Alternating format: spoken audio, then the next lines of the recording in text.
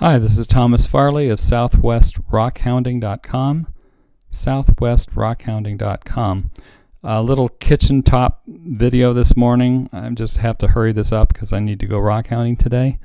What we're looking here are at several different kinds of tuff. And tuff is a rock produced by the solidification or the lithification, the lithifying of volcanic ash and rock fragments thrown up through a vent. So typically, one of the chief characteristics is not the ash color like you see here, but that fragment there, that piece of rock. And they can be brown, or if they get to be a number of clasts, we can call this a breccia, which is a complete gathering of multiple numbers of clasts. You can even have these pyroclastic tuff balls, which is another whole different subject in the way they formed. You can have ash here that's very lightly lithified.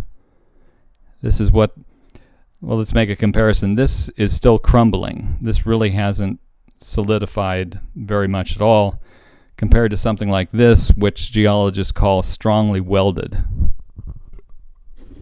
It's extremely heavy, extremely dense. Then you might have some tuff here. Notice the fragment. This is copper stained. All of these are from different areas. All of these reference specimens are from Geological Specimen Supply, except for this one here, which I just self-collected at Goldfield.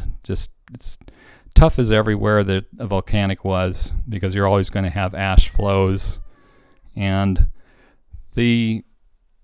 I'm right now looking at an area that I've described in earlier posts. It's also a tuff, what Macrostrat calls younger silicic ash flows. Ash is SiO2. It's quartz. It's an accumulation of quartz. This might be because it's like sand, or a lot of sand, which is just, again, SiO2 being crystals. This might be what Bates and Jackson call explosion tuff. This is what's out at the area I'm looking at. A tuff whose pyroclastic fragments are in the place in which they fell, rather than having been washed into place after they landed.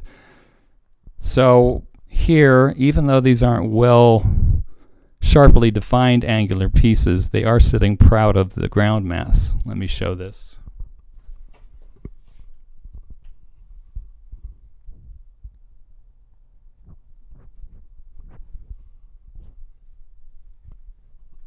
Tuff is actually so fascinating that even cats like to investigate it. As you can see, John Charles Fremont, the explorer, looking in keen interest. So this might be explosion tuff. I'll have to continue to investigate it. What I'll do is break it open, see if there's any clasts inside or if they're still on the outside. There's plenty more over in that area, so I have more exploring to do. But this is just a quick look at different tuffs. And again, ash and rock fragments thrown out of a vent and eventually solidified or lithified. I do hope I have explosion tuff, but it's just a matter of investigating. Thanks much.